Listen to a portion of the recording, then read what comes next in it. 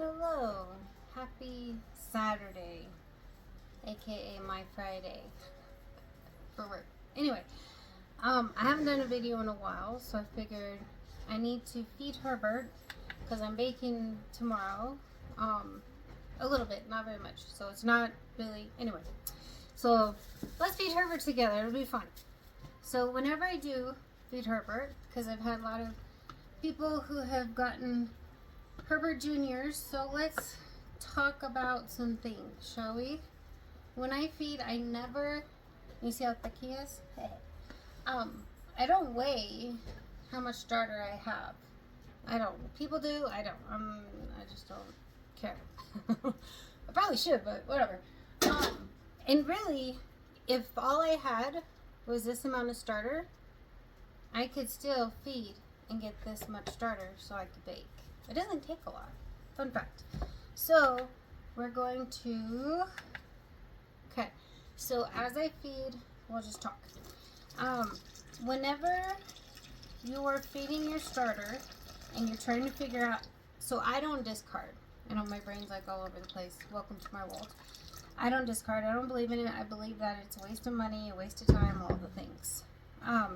And so when you're feeding, and if you need to know how much to feed your starter to get what you need, then say that your recipe calls for 50 grams of starter, okay? Then you're gonna just need 25 grams of water, 25 grams of flour, and whatever amount of starter, you know? Some people say that you need 25 grams starter, 25 grams of water, 20, you know.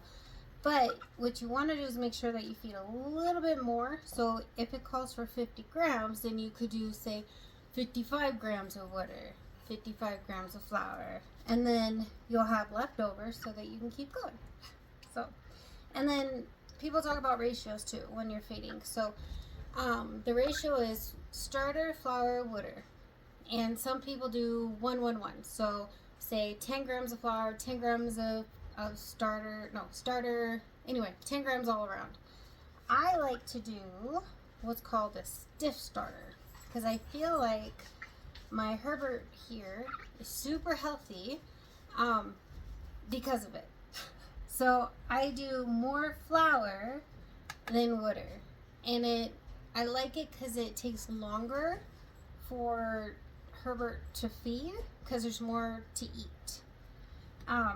And so I always do more. So for example, this is 300 grams of water. So I'll end up doing 350-ish grams of flour.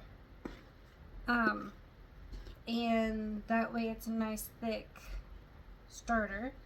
And I'm good to go, you know, because I like them thick. I like them thick. I like that movie.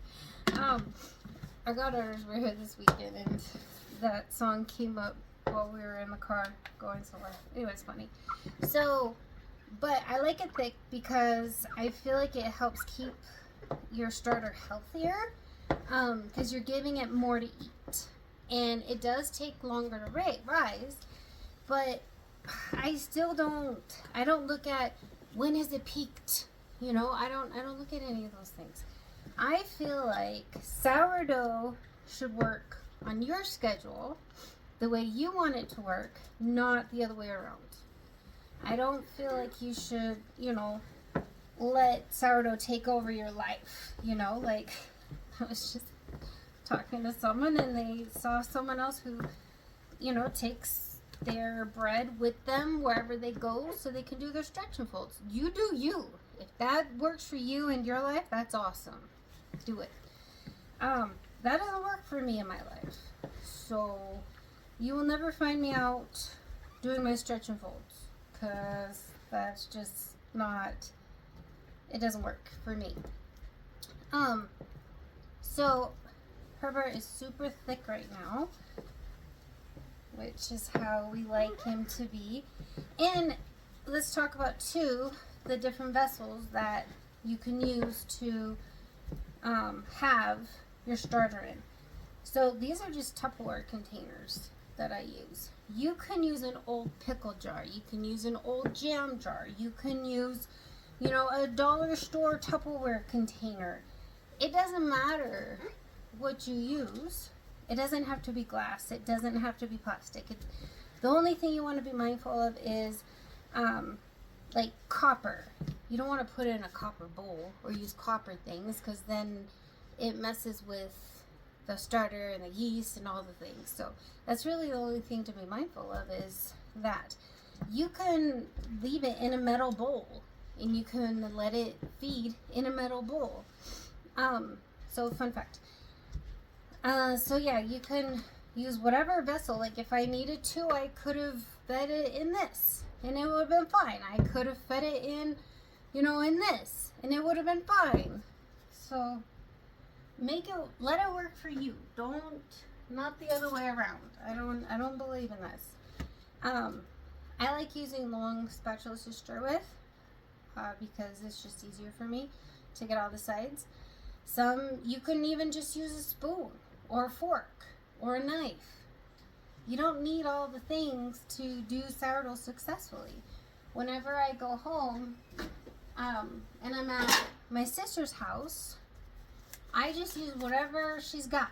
That's all I use. So whatever she has in her kitchen, that's what I use. And we come out with delicious bread.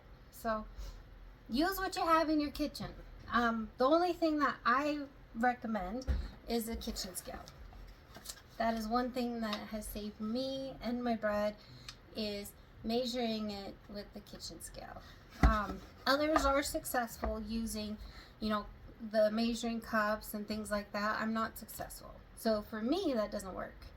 But again, sourdough is what works for you, not the other way around. And so now Herbert is fed.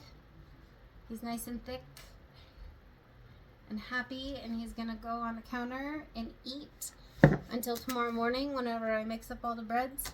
But yeah, people just, there's no need to make it all difficult, you know? And it's as difficult as you want it to be. But again, if that works for you and you find the most success in doing all the steps, having all the things, do it. You know, it's frustrating to me when people are like, no, you have to do it this way. There is no have to way to do it.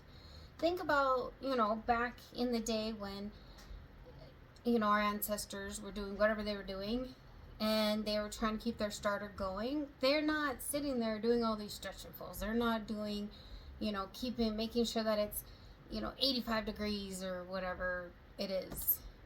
You do what works for you and what your starter will tell you. So if it starts smelling like acetone or nail polish, then you know it's hungry. That's basically it. Is you learn your starter. And please hold. I'm gonna grab another starter I have. Okay, I'm back. So I want to show you something. This is Hooch. My starter, Hooch. Hooch has been in the fridge for almost a year. I have to look back at the videos. I did videos on him before. But this stuff is just the liquid separating from the flour. This is not bad. As long as there's not mold, and I'm not opening him yet because I'm not going to feed him and use him. But as long as there's not mold in there, you're good to go.